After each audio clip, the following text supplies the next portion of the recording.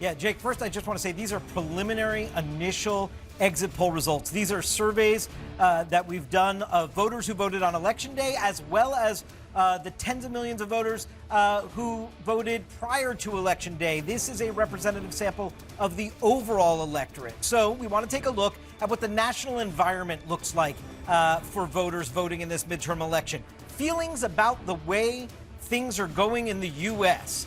This is a bleak picture from this electorate. Look down here.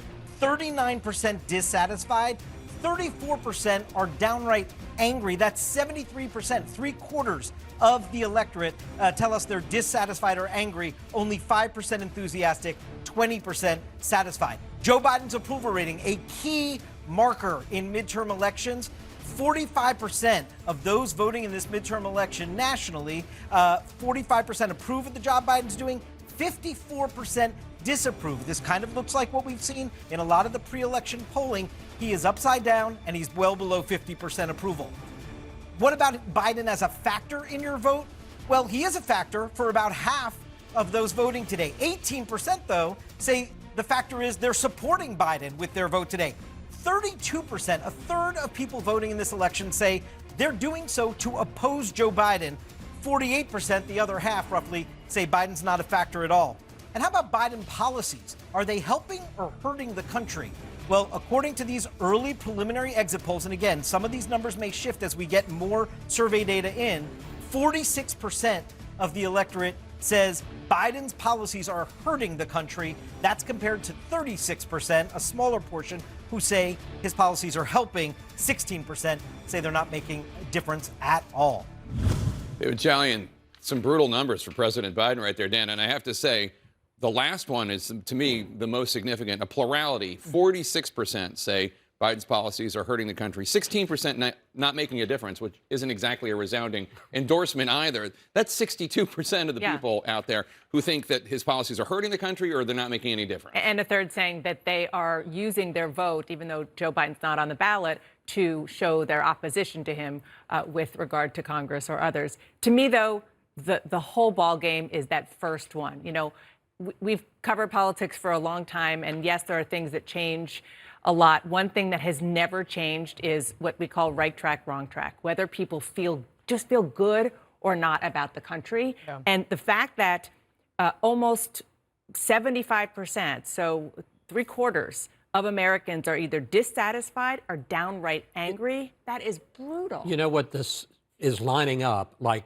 3 first-term midterm elections. The first midterm after a new president, 94, Clinton, 2010, Obama, 2018, Trump. And in all of those cases, the president's party, 2 times Democrats, 1 Republican, lost between 40 and 63 seats. When people are unhappy with the state of the country and they don't think the president is helping, they think he's hurting, they take it out on the president's party. And I don't know that we're going to see 40 to 63 seats lost, but it doesn't bode well for the Democrats. And sometimes it's really that simple. I think the candidates and campaigns want to often make it about all kinds of other stuff.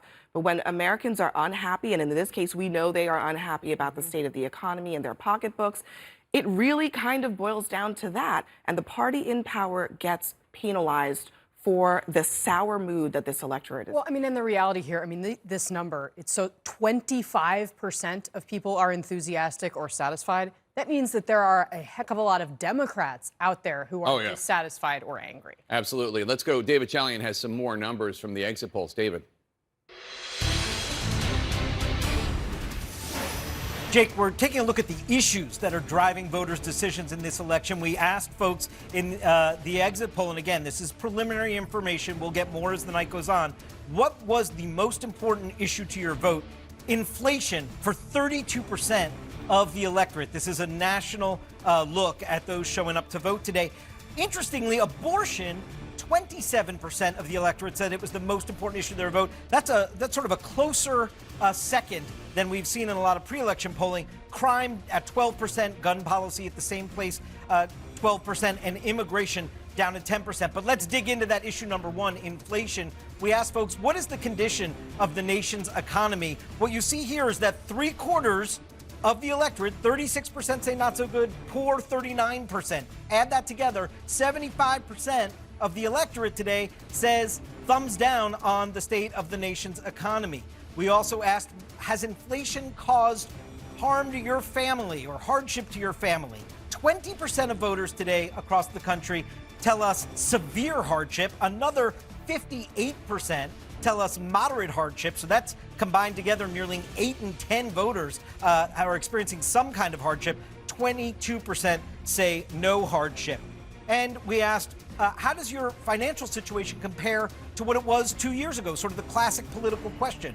46% of voters in this election across the country are telling us their financial situation is worse than 2 years ago. 35% say about the same. Only 18% say better. And gas prices specifically, as you guys know, the Biden White House has been focused on gas prices every day. Yes, 61% of voters in this election across the country tell us gas prices has been a financial hardship for them. 38% say no, Jake. All right, David Chalian, thanks so much. And Dana Bash, I mean, again, 75% of the country says the condition of the nation's economy is not so good or poor. 78% of those in the exit poll say the inflation has caused their family severe or moderate hardship. Again, brutal numbers. Brutal numbers. The first poll that David showed us, which obviously does have inflation at the top, we all know that it's not a surprise. The second one being abortion, and 27% of people saying that that is the most important issue to your vote. Talk to Democrats on the campaign trail in the White House. They say that's the reason why a lot of Democratic candidates are even in the game right now. Not that it's really going to change the outcome ultimately of control, but it at least keeps Democratic candidates. Well, and what's so interesting is that, and I must say, I am surprised that abortion turns out to be the most important issue for so many people. But Democrats, last time I checked, had spent 10 times more on advertising on abortion than they had on inflation. And I think they're going to look back on that. I mean, clearly, there was a Dobbs mirage. They thought that the Dobbs decision overturning Roe v. Wade was going to be a silver bullet and it was going to carry them to victory. But it turns out inflation was the key issue. I would describe the Dobbs scenario as a mirage. I mean, I think when you talk to Republicans, end of the summer, and Democrats, it was very, very real. It totally changed the dynamic. Democrats will say they had to hit the gas on abortion, maximize that, because of what we're seeing in the exits. A full quarter of the electorate came out to vote on that issue. But the problem is, the one thing that sticks around throughout all of this is the economy, and that is what is rearing back to the forefront for so many. Well, what I thought was pretty interesting here, which David Chalian pointed out, is that the numbers in these exits do not line up with what we were seeing in the polling data going into this election about what people cared about and the order in which they ranked it. So we have had a lot of questions throughout this time about new voters, people that hadn't been in there before that were perhaps not getting captured by the polling. So maybe this is a sign that we're going to see a little bit more of that tonight than we expected. We obviously don't know yet. And you know what's missing from this 1, 2, 3, 4, 5 top 5 issues? Democracy.